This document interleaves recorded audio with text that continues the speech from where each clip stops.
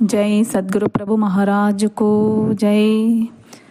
శ్రీమద్ రాజాదిరాజ మహారాజ రాజయోగీంద్ర చంద్ర అచల గురు సార్వభౌమ శ్రీ పూర్ణానంద బ్రహ్మానందార్య సద్గురుభ్యో నమో నమః.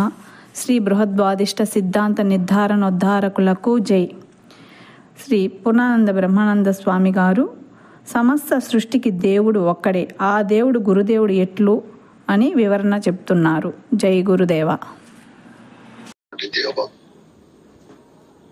శ్రీ గురుదేవుడు తనకు తానుగా స్వయంగా వెలసినటువంటి దేవుడు గురుదేవుడు. అందుకే గురువును స్వయంభూ దేవుడు అంటారు. ఎందుకని మనం విచారిస్తే, గురువు అని 3 అక్షరాలలో మొదటిదైనటువంటి గు అనే అక్షరము అజ్ఞానం అనే చీకటిని సూచన చేస్తారు. రెండవ అక్షరం రు అనేది జ్ఞానం అనే ప్రకాశాన్ని సూచిస్తారు. ఊ అంటే ఆ అజ్ఞానం అనే చీకటిని పోగొట్టి జ్ఞానం అనే ప్రకాశాన్ని ఏ వస్తువు అయితే మనకు కలుగజేస్తాదో ఆ స్వరూపాన్ని గురువు అంటారు. ఈ గురువు అనే 3 అక్షరాలలో గురు అనే 2 అక్షరాలని గురుగీతలు చెప్తారు. ఎన్నో మంత్రాలు ఉన్నాయి సృష్టిలో. ఆ మంత్రాల వల్ల ప్రయోజనం లేదు నాయనా. గురు అనే 2 అక్షరాల వల్ల అత్యధికమైనటువంటి ప్రయోజనం ఉన్నది. మిగతా మంత్రాలు మిగతా బోధలన్నీ కూడా చిత్తాన్ని భ్రమింపజేస్తాయి, మన అంతఃకరణాన్ని భ్రమలేకి నెట్టుకొని పోతాది. ఎలా అంటే, భ్రమ అనగా లేని దాన్ని ఉన్నది అని అనుకోవడమే భ్రమ.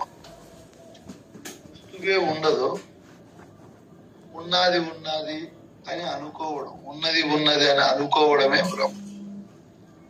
ఈ సృష్టిలో పురాణాలు, శాస్త్రాలు, మత గ్రంథాలు, ఇంకా అద్భుతమైన వేదాంత సిద్ధాంతాలకు సంబంధించిన గ్రంథాలన్నీ, ఈ లోకము కాక ఇంకొక లోకం ఉంది, అక్కడ దేవుడున్నాడు, ఆయన అక్కడ నుంచినే సమస్తాన్ని సృష్టించాడు, పోషించాడు, లయింపజేస్తున్నాడని ఆయనకు అధిక ప్రాధాన్యత ఇచ్చి, ఆయనకు సర్వజ్ఞత్వ గుణాలున్నాయి, ముఖ్యంగా సర్వము తెలుసు, ఆయన మాయా విలాపాల చేత ఈ సృష్టినంతా సృజించాడని చెప్పి అనేక శాస్త్రాలు ఘోషిస్తున్నాయి. ఇవన్నీ మనం విచారించినప్పుడు ఘోష మాత్రమే గాని వస్తువు అక్కడ లేదు. సృష్టిలో దయ్యం ఉన్నది అని భయపడుతున్నారు, వాస్తు శాస్త్రం పనిచేస్తుందని భయపడుతున్నారు, రావుకాలము యమగండాలు ఉన్నాయి, మంచి ముహూర్తాలు ఉన్నాయి అని చెప్పి భయభ్రాంతులకు లోనవుతున్నారు. వాస్తవాన్ని విచారిస్తే అవన్నీ కల్పితమే, భ్రమ. లేని దాన్ని ఉన్నదనుకోవడము భ్రమ.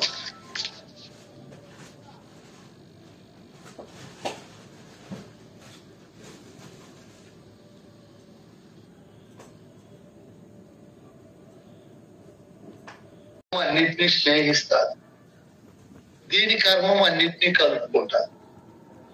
భూమి ధర్మం ఇది, దీని కర్మం ఇది. ఇది ఎడతెరిపి లేకుండా ఈ కర్మ ధర్మాలను నిర్వహిస్తూ ఉంటారు. నేను భూమినని గాని, నేనింత ధర్మాన్ని కర్మాన్ని కలిగి ఉండానని గాని దానికి తెలియదు. ఎందుకదే అంటే, దేవుడు ప్రకాశ స్వరూపుడు అనే పదానికి అది సరిపడదు. దానికంటే పై స్థానంలో జలం ఉంది. ఈ భూమి 1 కోటి యోజనాలతో ఉంటే జలము 10 కోట్ల యోజనాలతో, ఒక గంధము లేకుండా రసము, రూపము, స్పర్శ, శబ్దం అనే 4 తన్మాత్రలతో అది ఉంది. దాని ధర్మం ఏమి? అన్నిటినీ పోషిస్తుంది. దాని కర్మం ఏమి? అన్నిటినీ తడుపుతుంది. ఇది ఎడతెరిపి లేకుండా ఈ ధర్మ కర్మాలను చేసుకుంటూ పోతారు. అయితే దీనికి నేను చేస్తున్నాను అనే చైతన్యమైన గురు స్వరూపము లేదు. ఎరిగే అంటే ప్రకాశిస్తూ మిగతా సృష్టినంతా కూడా ప్రకాశింపజేసే సత్తా దానికి లేదు. దాని పైభూతము అగ్నిభూతం, అది 20 కోట్ల యోజనాలతో ఉంది. దాని ధర్మం ప్రకాశిస్తుంది, దాని కర్మం అన్నిటిని పట్టి కాలుస్తుంది. ఈ ధర్మ కర్మాలను ఎడతెరిపి లేకుండా కలిగి ఉంటుంది. కానీ నేను అగ్నిని, నా ధర్మం ఇటువంటిది, నా కర్మం ఇటువంటిది అని దానికి తెలియదు. జడమైన వస్తువు అది కూడా, భూమి జలము అని. ఈ అగ్ని కంటే పెద్దది వాయువు, ఇది 30 కోట్ల యోజనాలతో ఉంది. ఈ వాయువు ధర్మము చెల్లించడం, దాని కర్మము చేర్చడం. ఈ ధర్మము చెల్లించడము, ఈ కర్మము చేర్చడం అనేటివి ఈ వాయుభూతము నిరంతరము కలిగి ఈ సృష్టిలో తన పాత్ర అది పోషిస్తూ ముందుకు పోతాం. దాని పైభూతము ఆకాశం, అది 40 కోట్ల యోజనాలతో. దాని ధర్మము ఆకాశం బయలే ఉంటుంది, దాని కర్మం అన్నిటికీ అవకాశం ఇస్తారు.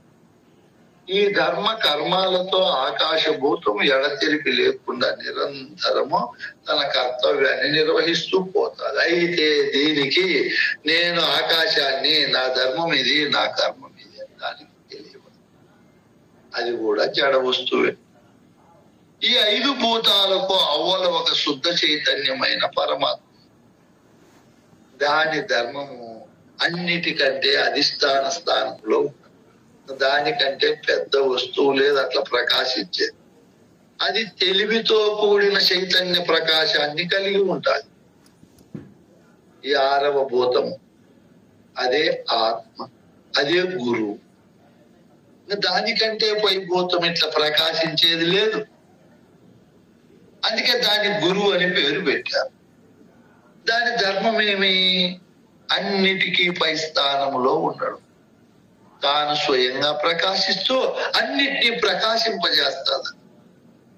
ఇప్పుడు మీలో ఆ 6వ వస్తువు భూతమైనటువంటి ఆత్మ గురుస్థానంలో ఉండి దేవునిగా శుద్ధ చైతన్య స్వరూపమై చెవులో వింటా ఉంది, స్పర్శ ఎరుగుతుంది, కంటిలో రూపాన్ని చూస్తుంది, నాలుగు పైన ఋషులు చూస్తుంది, ముక్కులో వాసన చూస్తుంది.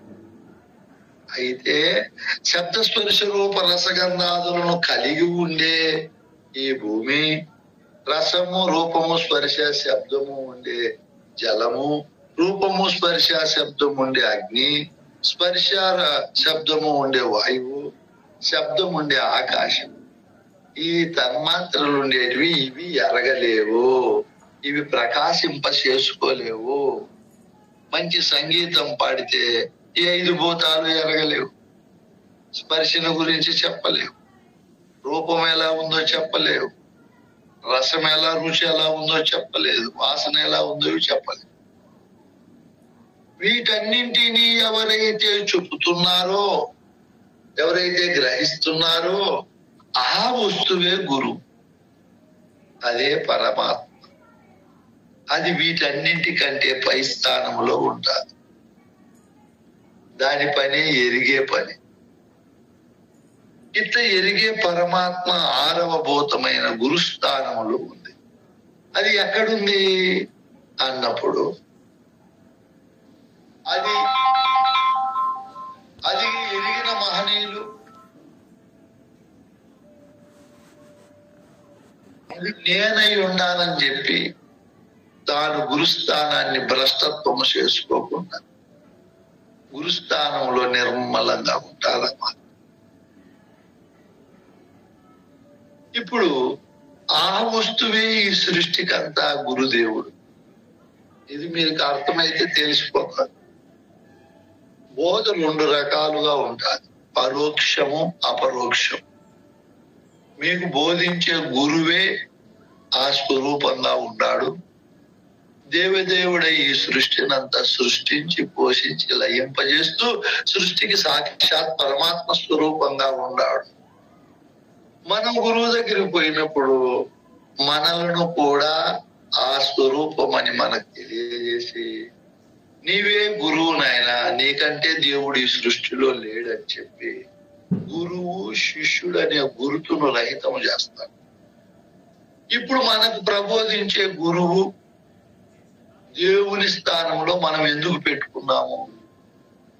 మన కర్త దేవుడని, గురువని, సృష్టిలో అధిష్టాన బ్రహ్మమైన ఆత్మని మనకు తెలియదు.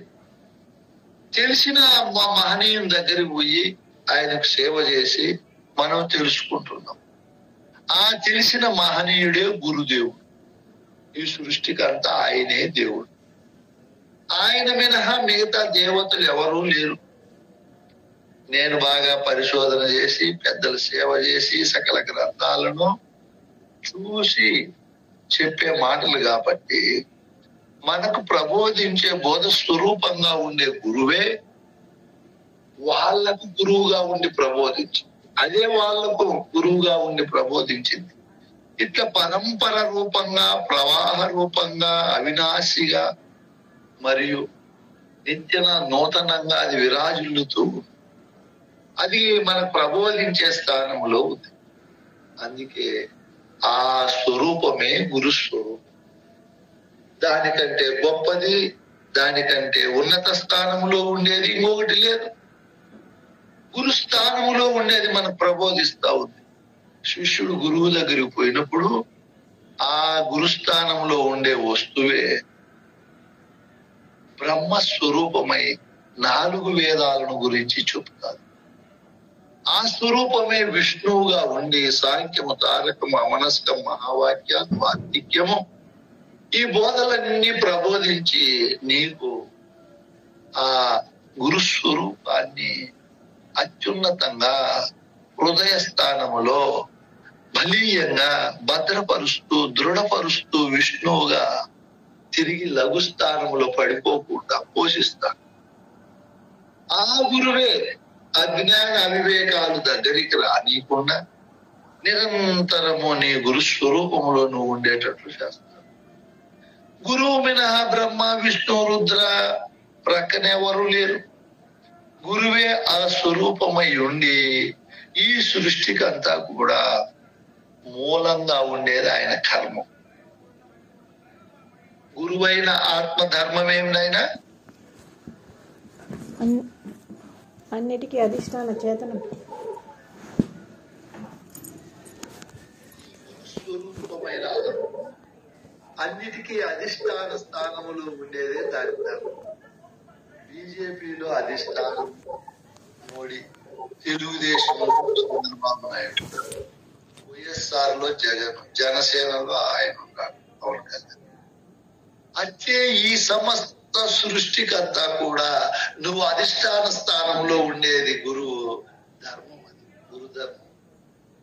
ఇప్పుడు మనం గురువు దగ్గర పోయి 8 దీక్షలు తీసుకొని అస్తమస్తక సంయోగం అంచితముగా గురువు ద్వారా చేయించుకొని నా స్వరూపమే నీవు కూడా అయి ఉండవు నాయన అని గురువు చెప్పాడు. గురువు నాకు ఆ విధంగా చెప్పినప్పుడు గురు బ్రహ్మ శ్లోకానికి నాకు అప్పుడు అర్థం తెలిసిపోయాయి.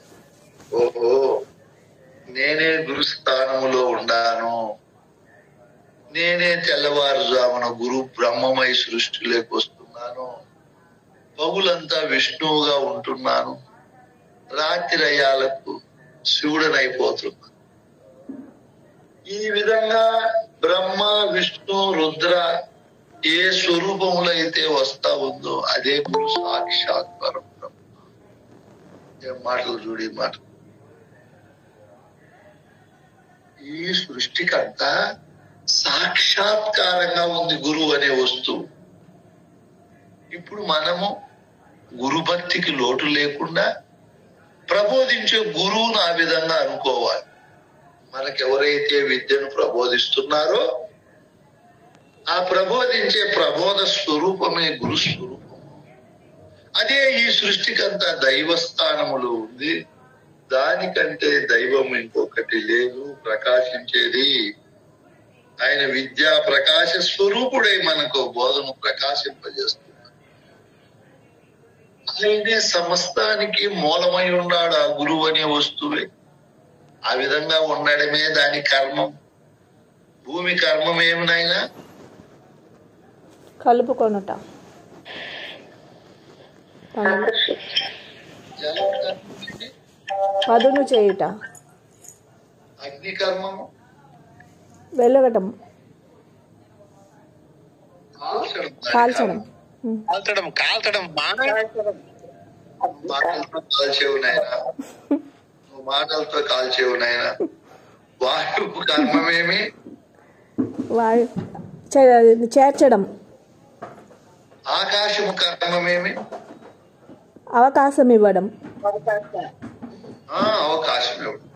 ఆత్మ కర్మమేమి? అన్నిటినీ తెలుసుకోవటం, అది అన్నిటినీ తెలుసుకోవటం, అన్నిటిని దర్శించడం. అన్నిటికీ అంటే గొప్ప స్థానంలో ఉండే దాని ధర్మం. దాని కర్మం ఏమి అంటే అన్నిటికీ మూలమై ఉంది. అన్ని అందులో నుంచినే వస్తున్నాయి. అదే శ్రీ నిలయం, అదే కామధేను, అదే కల్పవృక్షం, అదే అక్షయ పాత్ర, అదే ఐరావతంగా ఉంది. చూడండి, 84 లక్షల జీవులు ఏర్పడాలంటే భూమి ఉండాలి. భూమి లేకపోతే నీళ్లలో పుట్టే 9 లక్షల జలచరాలు, గుడ్లు పగలు కొట్టుకొని వచ్చే పక్షులు 10 లక్షలు, సరీసృపాలు 11 లక్షలు.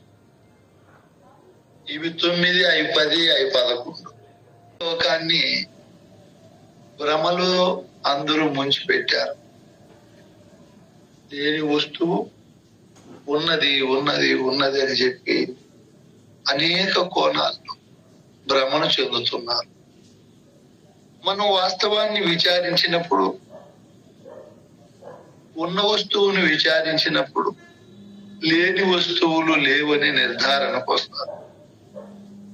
అందుకే పెద్దలు నాయన భ్రమ బోధలు భ్రాంతి బోధలు లేక నువ్వు ప్రవేశించకుండా యథార్థాన్ని వస్తు నిశ్చయాన్ని సూచించే బోధలేకి వచ్చినప్పుడు భ్రమలన్నీ పటాపంచలైపోతాయి, భ్రాంతులన్నీ తొలగిపోతాయి.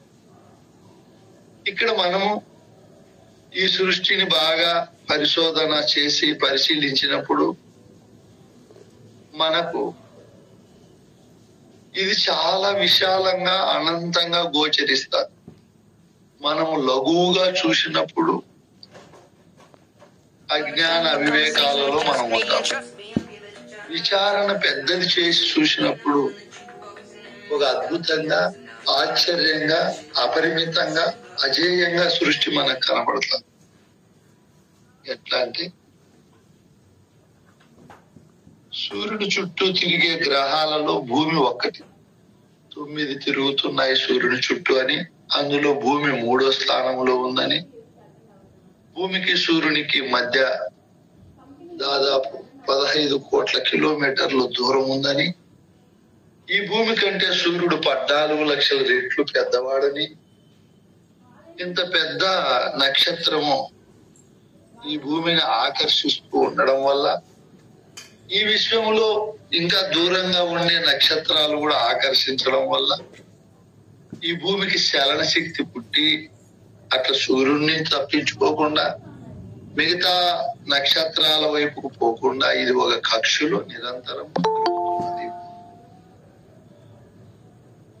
ఈ భూమి, ఈ సూర్యుడు, ఇది ఒక కుటుంబం, ఇది ఒక పరిమితమైనటువంటి మాటలు.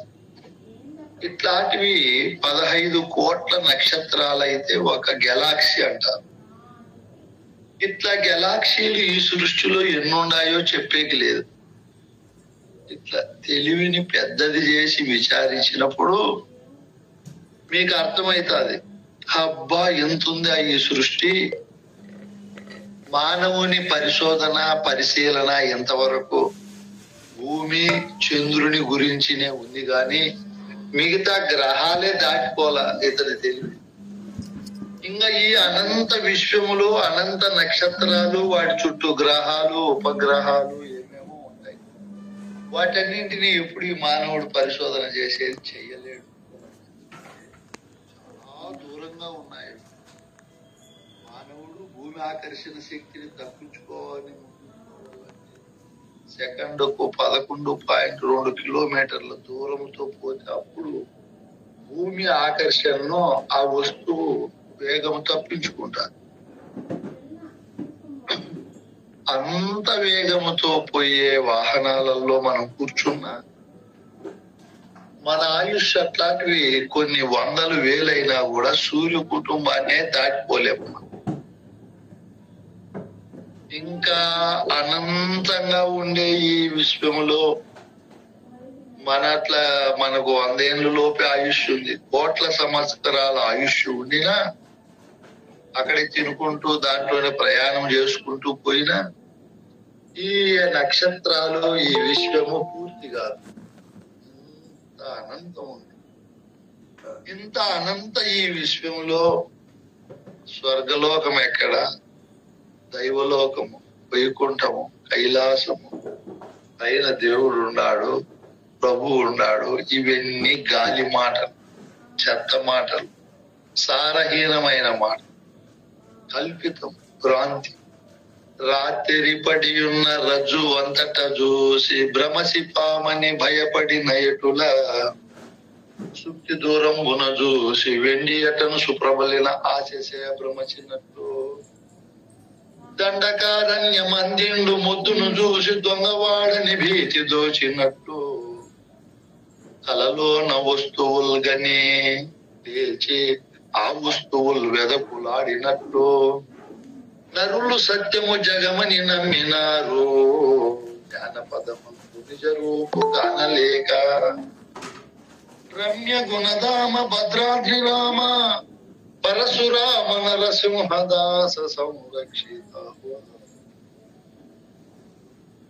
ఎందుకు ఈ మానవుడు ఎట్లున్నాడంటే ఒక వస్తువు పైన ఇంకొక వస్తువును ఆరోపణ చేసుకొని భయభ్రాంతులకు లోనై ఉన్నాడు. సంజీకటిలో కాలుకు తాడు తగిలింది, అమ్మ పాము అనుకున్నాడు. వస్తువు యథార్థంగా తాడు ఉంటే ఈ భావంలో తాడును పాము అనుకున్నాడు. అక్కడ ఒక గాజు పెంకు దూరములో తల తల తల మెరుస్తూ ఉంది. వీడు దూరము నుంచి అబ్బా వెండి అనుకున్నాడు. ఆడుండేది గాజు పెంకు, వీడు అనుకోండేది ఒకటి. వస్తువు ఒకటి ఉంటే ఇంకొకటి దానిపైన ఆరోపించుకున్నాడు. ఒక చీకటి వేళ దారుంచి పోతా ఉంటే మాను పైన మొదలు వరకు పెట్టి కొమ్మలన్నీ కొట్టేసి ఆ కొమ్మను చూసి అందులో పైన మనిషి కూర్చో ఉన్నాడని భయపడినాడు. మనిషి లేనే లేడు అక్కడ. ఈయన ఊహా ప్రపంచం, ఈయన భ్రాంతి, ఈయన అనుకోవడం, యథార్థ విచారణ జ్ఞానం కాకుండా నిద్రపోయినాడు. రాజు అయినట్లు రాణి, కొడుకు, సామంతులు మరియు సైనికులు, సేవకులతో ఎంతో తొలతూగుతా ఉండే రాజ్యాన్ని పరిపాలించినట్లు కలగన్నాడు. పక్కన మెలకు వచ్చింది, ఎతుకుతానన్నాడు.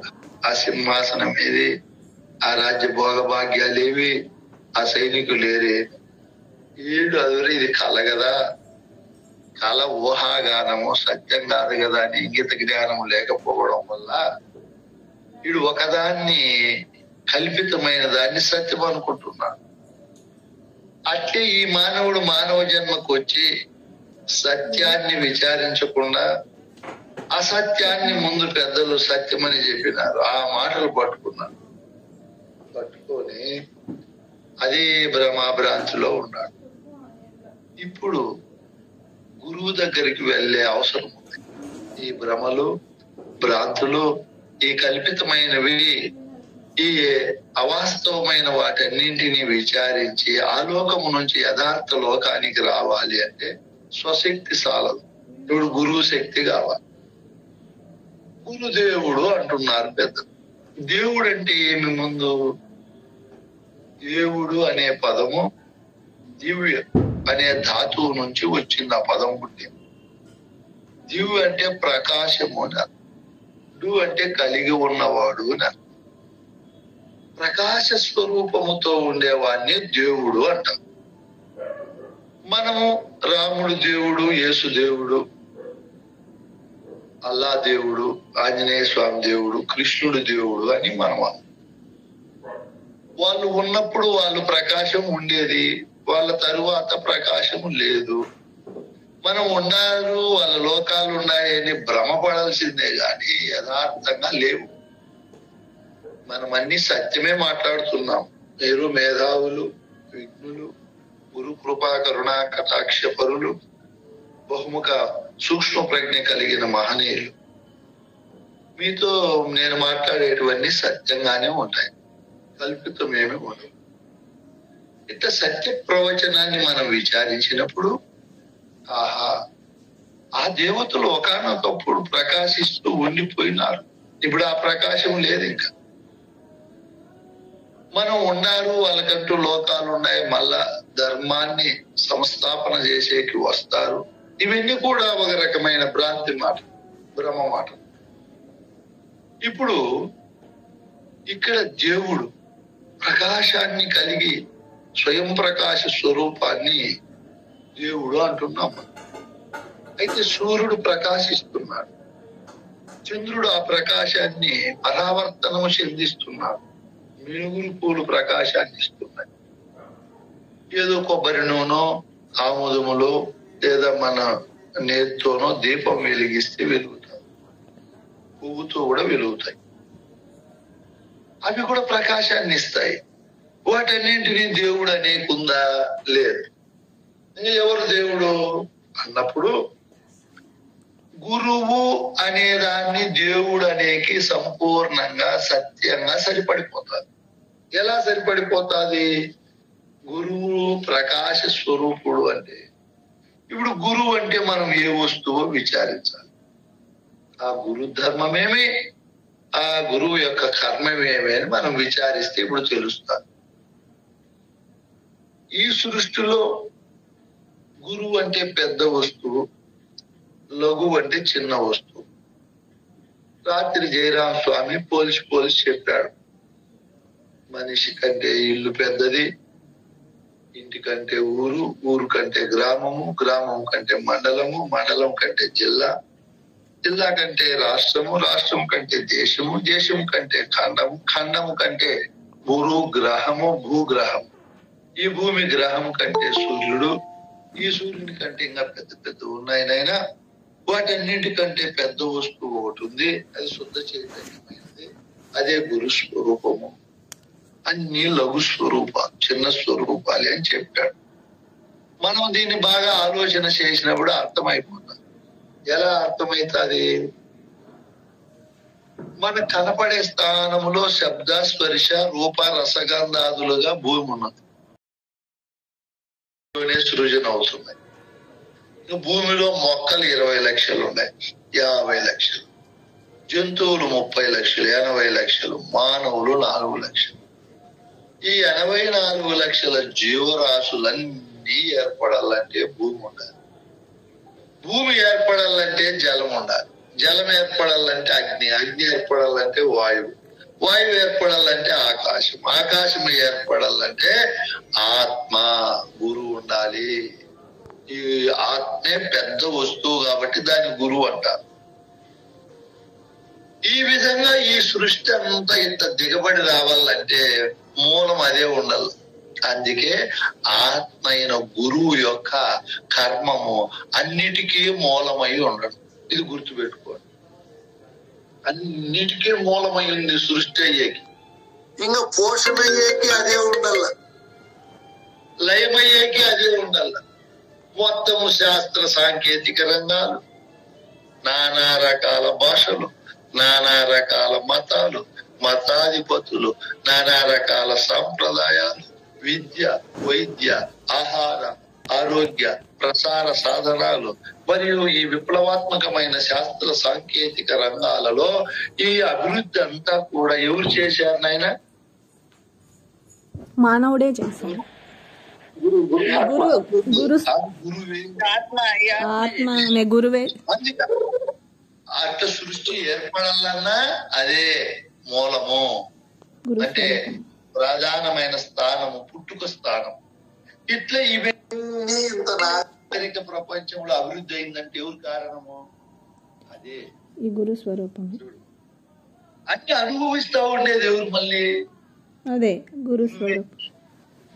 అన్ని సృష్టించుకునేది అదే, అన్నిటికీ కర్తగా ఉండేది అదే, అన్నిటినీ భోక్త. వంట వాళ్ళ రూపంలో ఉండి హోటల్లో చేశారు, మన రూపంలో ఉండి తింటున్నాం. రైతుల రూపంలో అదే పండిస్తా ఉంది, అదే వ్యాపారస్తుల్లో ఉండి అమ్ముతా ఉంది. సమస్తము అదేనైనా, దానికి మినహా వేరేది. ఇది చక్కగా ఎవరికైతే అవగాహన అవుతాదో, అబ్బా ఈ గురువు అయిన ఆత్మే అన్నిటికీ మూలము, అన్ని అవి ఉంటేనే ఏర్పడతాయి, అది ఉంటేనే అన్ని అనుభవములో ఉంటాయి, అది ఉంటేనే అన్నిటినీ గ్రహిస్తాది, అది ఉంటేనే శరీరంలో ఇంద్రియాలన్నీ ప్రకాశింపబడతాయి. అది లేదనుకో శవం అని పేరు పెట్టి సాయంత్రం అయ్యాలకు పూడ్చేదో కాల్చేదో చేస్తా. అది ఉందనుకో పూడ్చరు కాల్చరు, కాల్చనీది అదే. మీకు బుద్ధి ఉందా లేదా, నన్ను కాలుస్తారా ప్రాణంతోనే, నన్ను పూడుస్తారా అని అది బాధ వ్యక్తం చేస్తారు. చూడండి, అది ఉంటేనే శరీరము అంతా కూడా నడుస్తుంది, అది ఉంటేనే అందరూ ప్రేమిస్తారు. శరీరాన్ని ఎవరు ప్రేమించరు మనం అనుకుంటాం.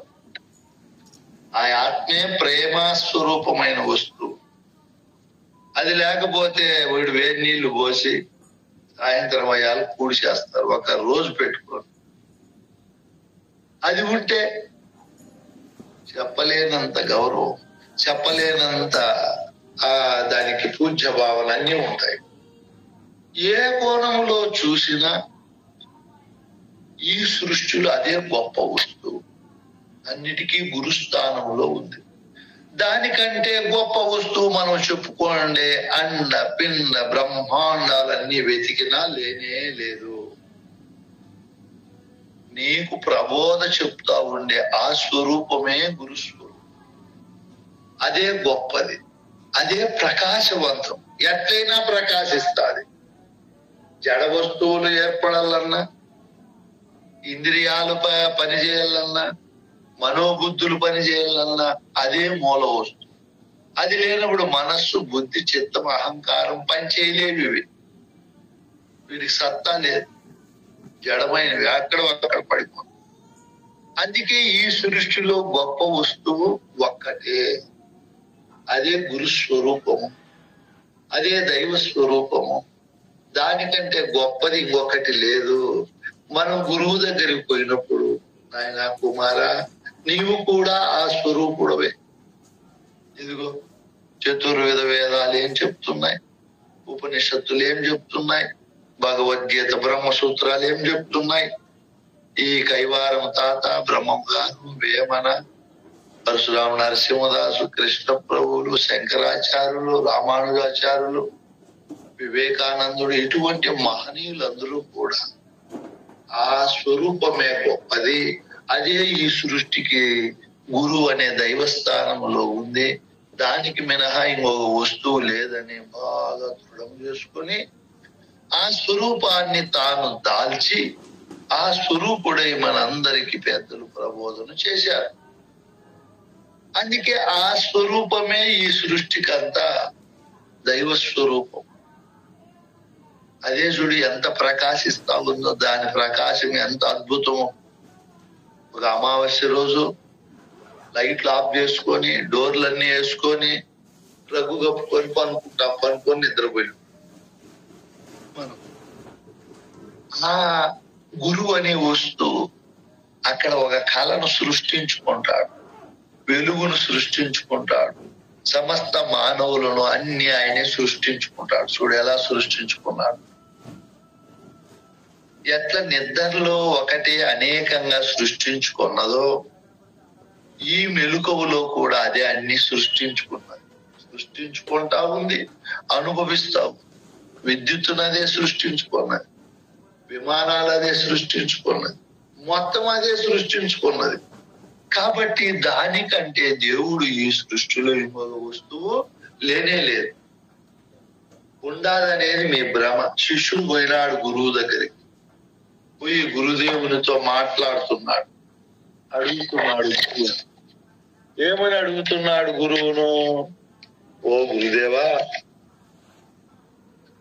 పరగ దైవము బ్రహ్మయోయిల పాక శాసనుడోయిలం పరమశివుడో విష్ణువో అది బాగుగా నిరుగింపుమా గురువరా ఓ గురువరా ఎరుగింపుమా. గురువు చెప్తున్నాడు, హరి గణేశులు గారు అజుడా అమరనాథులు గారు పో హరుడుగాడే హోవగాడిక అల్లగాడు తలంపుగా శిష్యుడా ఓ శిష్యుడా. మళ్ళా గురువును అడుగుతున్నాడు శిష్యుడు, జనులకును ప్రత్యక్షముగని జగతి కనపడుచుండునా ఇలా సుధాకర పంచభూతములే కాదా దైవము గురువరా ఓ గురువరా. కనపడతానాయి కదా సూర్యుడు చంద్రుడు పంచభూతాలు, ఇవేమన్నా దైవమా అన్నాడు. ప్రాణులకు ఆధారముగా నీ పంచభూతములాయను శోని వెలుగులు సూర్య చంద్రులు చూడనంతయు దబ్బరే శిష్యుడా ఓ శిష్యుడా. ఇవన్నీ ప్రాణంతో కూడినవి ఏర్పడేకి మూలమే కాని నిజమైన దేవతలు వీళ్ళు కారు, దబ్బరా అని చెప్పాడు. పురుషగా వీరందరును దైవములుగాకేయున్నను గురుతరంబుగా ప్రభులు వారల గొల్వనేమిక హేతువో గురువరా ఓ గురువరా. ఇవన్నీ దేవుళ్ళు కాకపోతే మరి వీళ్ళను కొలుస్తున్నారు జనాలు, ఏమి కారణము అని అడిగాడు.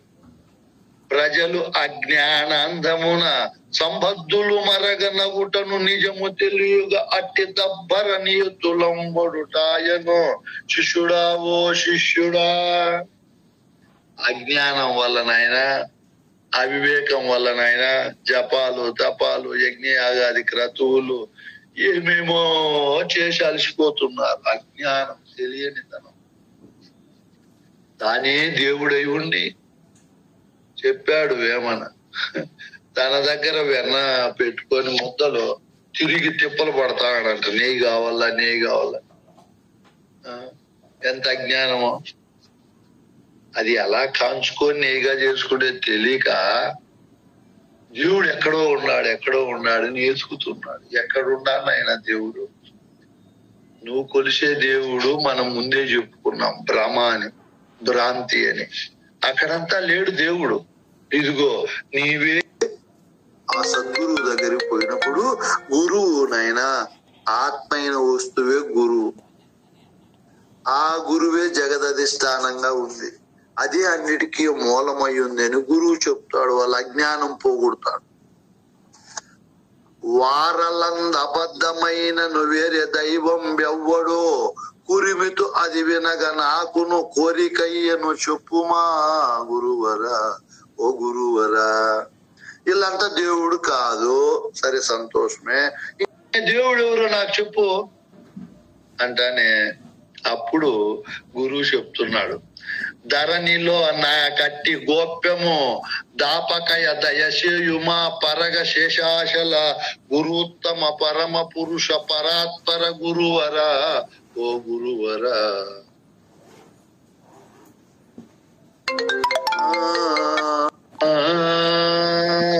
పట్టుగా అజుడాది జగములు పుట్టుటకు ముండిన బట్టబయలే బ్రహ్మమంతకు పరములేదిక నిందున శిష్యుడా ఓ శిష్యుడా. నిజమైన దేవుని గురించి చెప్పమంటే గురువు ఆ దేవుడు ఇటివాడని నిర్ణయిస్తా ఉండే దేవునికి గురువుకు గురువు అవుతుంది బట్టబయలు నాయన. ఆ బట్టబయలే నిజ దైవం. అందులో గురుస్థానములో ఉండే వస్తువు కూడా ఇది ఉన్నంత వరకు అన్నిటినీ ఎరిగే వస్తువే, ఎరిగే దేవుడే. అయితే ఈ దేవునికి శాశ్వతత్వము లేదు. ఈ రహస్యము గురువు దగ్గరికి తెలుసుకో శిష్యుడా అని చెప్పి ఈ భ్రమలు భ్రాంతులు పోగొట్టుకోమని చెప్తున్నాడు గురువు శిష్యుడు. మనమందరము మన ధర్మమేమి, మనకు ప్రబోధించే గురువునే గురువుగా భావించాలి, దేవునిగా చెప్పారు పెద్దలు అనేక కోణాలలో.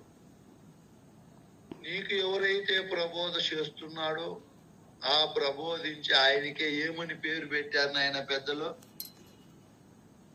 గురుదేవుడు గురుదేవుడు అని పేరు పెట్టారు. మనకి ఎవరైతే ప్రబోధించారో, మనం ఎవరికైతే తను మన ధనములు ధారపోసి ఆయన్ను ఏమిటిగా అంగీకరించి పూజిస్తున్నాం మనం ఇప్పుడు? గురువుగా, దేవుడిగా. గురువు అనే అజ్ఞానము, రు అంటే జ్ఞానం. అజ్ఞానాన్ని పోగొట్టి జ్ఞానాన్ని ఇచ్చే వస్తువే గురుదేవుడు. ఆ గురుదేవుడు మంగళ స్వరూపుడు, విద్యా స్వరూపుడు, సృష్టినంతా సృజించి పూజించి లయింపజేసే శాసనకర్త. ఆయనను మనము గురువుగా అంగీకరించాము, పూజిస్తున్నాము. మనం ఆయన్ని అంగీకరించి పూజించడం వల్ల, భజించడం వల్ల ఆయన ఏ దాన్ని అయితే ఎరిగినాడో దాన్ని మనకు తెలియజేస్తాడు గురువు. అందుకే పెద్దలు, నీకు ప్రబోధించే ప్రబోధకుడే గురుదేవుడు, ఆయనకు ప్రబోధించిన గురుదేవుడే దేవదేవుడు, ఆయనకు ప్రబోధించిన అతనే గురుదేవుడు.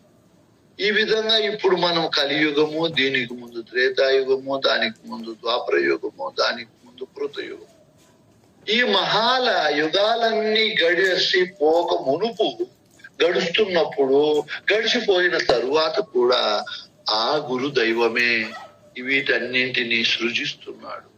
అవినాశిగా, పరంపర ప్రోక్తగా ఈ బోధ చేస్తూ ముందుకు పోతున్నాడు. అందుకే ఎవరయ్యా ఈ సృష్టిలో దేవుడు అంటే ఆ వస్తువే దైవం. దానికి మినహా దైవము ఇంకెక్కడా లేదు. మీరు ఎంత ఎతికినా, ఎంత పరిశోధించినా, అంత పరిశోధించే చెప్పారు పెద్దలు. కాబట్టి ఇంకా మీకు ఎంత మనము పరిశోధించినా దొరకదు. అందుకు మనకు ప్రబోధించే స్వరూపమే గురు స్వరూపం.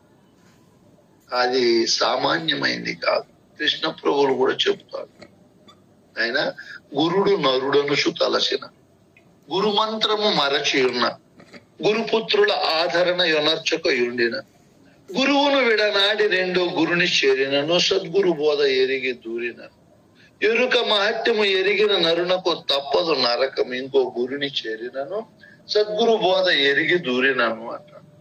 ఇది చాలా గొప్ప మాటలు. మనము గురుడు నరుడనుచు తలవరాదు. నాకు బోధించేకి ఇన్ని స్వరూపాలను ఏకస్వరూపంగా మార్చుకొని వచ్చాడు మహనీయుడని గురువును అఖండ ఆత్మైక్య భావనతో భక్తి చేయాలి. అంత పెద్ద స్వరూపం, అన్ని లఘు స్వరూపాలే. మనము ఈ విశ్వము చాలా పెద్దదంటున్నాం. గురు స్వరూపములో, ఆ చైతన్య స్వరూపములో ఇంత విశ్వమైనా కూడా ఒక పరమాణువుతో సమానమే దాంతో పోలిసే. గురు స్వరూపం అంత గొప్పది. ఎందుకంటే అది విద్యా స్వరూపం, సమస్త మర్మధర్మాలు ఎరిగినటువంటిది. అందుకే మనం వ్యభిచార భక్తి లేకుండా చెప్పారు పెద్దలు, మొదల చలము నెరిగించదా విదితముగా లేని ఎరుక వివరింతుపయం, తుదకెరుకను విడిపించదా మదిలో నా మాట నమ్మి మరి వింటి వేని, నిశంచల బుద్ధి మానుంటివేని. శంచల బుద్ధి మానుకోవాలి. ఇప్పుడు ఇంకా ఏముందో, ఎక్కడుందో, అంత లేని అంత అవుతుందా, ఎంత అవుతుందా అని భావములో దీర్ఘాలు పెట్టుకోకుండా చాలు నా జన్మకు గురువు దొరికాడు. అది ఎటువంటి గురువు? అశరీరుడు, శ్రోత్రియ బ్రహ్మనిష్ఠా గరిష్ఠుడు, మరియు ఆచార్య నామసార్థక ధ్యేయుడు, అనహంకారుడు, అనిమిషుడు, సకల విద్యా మర్మ ధర్మాలు ఓతప్రోతంగా ఎరిగిన మహనీయుడు. అటువంటి దేవుని పూజించడము, అటువంటి గురుదేవుని భజించడము, అటువంటి గురుదేవుని సేవించడము, అటువంటి గురుదేవుని ద్వారా బోధలు వినడము సృష్టిలో ఏ 100 కోట్లకో ఒకరికే లభిస్తుంది నాయన. అందరికీ లభించదు. లభించకనే చూడండి, మోక్షాపేక్ష కలిగిన వారు మిగతా వాచక, సూచక, నిషిద్ధ, బోధ, కామ్య, విహిత, కర్మ ఇటువంటి గురువులను చేరి వాళ్ళకుండే ఆయుష్ పుణ్యకాలం అంతా హరింపజేసుకొని ముందుండే కొన్ని భ్రమలు కాక ఇంకా కొన్ని డబల్ భ్రమలు పొందుతున్నాం. మనం అలా కాకుండా ఈ సృష్టిలో నేనే పరంధామ స్వరూపమైన గురు స్వరూపము, నాకు మినహా ఇంకొక స్వరూపము లేదు అని పూర్ణ ఆరూఢుడై పూర్ణ దృఢత్వం పొందిన గురువును మనం భజిస్తున్నాం. ఈ సాంప్రదాయంలో ఉండే గురువులకు నిస్సందేహంగా ఉండే స్థితి ఉంటుంది. నేనన్నిటినీ ఎరిగి అధిష్టాన బ్రహ్మం, నేనే అన్నిటికీ మూలం. ఈ నేననే నాయందునే అన్ని మతాలు, మత గ్రంథాలు, ఆచారాలు, అలవాట్లు, సాంప్రదాయాలు అన్ని సృజింపబడుతున్నాయి. ఈ నేననే గురువు చాలా పెద్దది. ఎంత పెద్దది అంటే సముద్రము లోతైనను లెక్కించగావచ్చు, సముద్రము నీళ్లనన్నీ అదిమి పట్టవచ్చు, ఆకాశములో ఉన్న నక్షత్రములను లెక్కించగావచ్చు, చంద్రమండలము చేరి నివాసంబుగా ఉండవచ్చు, జీవరాశుల పేర్లన్నీ చెప్పగవచ్చు, నదులు సముద్రములు దాటగా పోవచ్చు, అండపిండ బ్రహ్మాండములను ఛేదించగావచ్చు, భూస్తంభన, జలస్తంభన, అగ్నిస్తంభన, వాయుస్తంభన అది విద్యలు నేర్వవచ్చు. కానీ చెప్పండి నాయన, గురుస్వరూపాన్ని కన్నా గురుస్వరూపమే అన్నిటికన్నా పెద్దది, కానీ దాన్ని తెలుసుకోవటం చాలా కష్టము. దాన్ని లెక్క కట్టలేము. దాన్ని గురు స్వరూపాన్ని అన్నిటిలో కట్టచ్చు, కానీ గురు స్వరూపాన్ని లెక్క కట్టలేము. అన్ని లెక్కించగావచ్చు, అన్నిటినీ సాధించగావచ్చు. గురుతత్వం ఇంత పెద్ద అనంత విశ్వములో అనంతానికి అనంతమై ఉంది. అఖిల విద్యలకు నిలయం. ఇప్పుడు మనం అనుభవిస్తూ ఉండేది రూపాయిలో 0.100 సున్నాలు పక్కన ఒకటి పెడితే ఎంత అల్పమో అంత. ఇంకా ముందు ముందు మనం ఉండము. ఇది ఇంకా విజృంభిస్తాది, ఎన్నో చేస్తాది వింతలు విశేషాలు. ఇంత అన్నిటికీ మూలమైనటువంటి కేంద్ర బిందువు ఇది. అన్ని ఇక్కడ నుంచినే పుడుతున్నాయి. సృష్టికి ప్రతి సృష్టి చేస్తాది అది. చూడండి, ఆ బిందువులోనే మళ్ళీ అన్ని పుడతాయి. ఆ బిందువే అన్నిటినీ వ్యవహరింపజేస్తా. ఇట్లా మనము ఎప్పుడైతే అవును కదా, అంత పెద్దది కదా అది. చూడండి మీరు, ఇంకా ముందు ముందు నేను మీరు ఉండి బోధన చెప్పుకుంటా పోతే, అబ్బా గురువు అంటే ఇట్లుంటుందా, ఇంత విద్యా స్వరూపమా, ఇంత మంగళ స్వరూపమా, ఇంత నిత్య నూతన పూర్ణ కళలతో ప్రకాశిస్తుందా అని మీకే తెలుస్తుంది. నేను ఇంకా చెప్పేది కాదు, మీరు వింటా ఉండండి. సబ్జెక్టులు, దీక్షితీయము, కందార్థాలు, పరిపూర్ణ బోధ సిద్ధాంత శిరోమణి, శిఖామణి ఇవన్నీ వినుకుంటా పోతే అప్పుడు అర్థమవుతా. ఇంత బోధన, ఇంత లౌకికమా, ఇంత శాస్త్ర సంధానమా ఆశ్చర్యం కలిగిస్తుంది. ఆశ్చర్యరహితమైన దేవతలను ఎన్నేళ్లు పట్టుకొని పూజిస్తే ఏం సుఖమైనా. ఈ గురువే ఆశ్చర్యం, అనంతం, అఖండం, లెక్కకు పరిగణములేకి రాని వస్తువు గురుతత్వం. ఆ గురుతత్వం వల్లే అన్ని ప్రకాశిస్తున్నాయి. నక్షత్రాలు ప్రకాశిస్తున్నాయి, గ్రహాలు వాటి కక్ష్యలను తప్పకుండా తిరుగుతున్నాయి.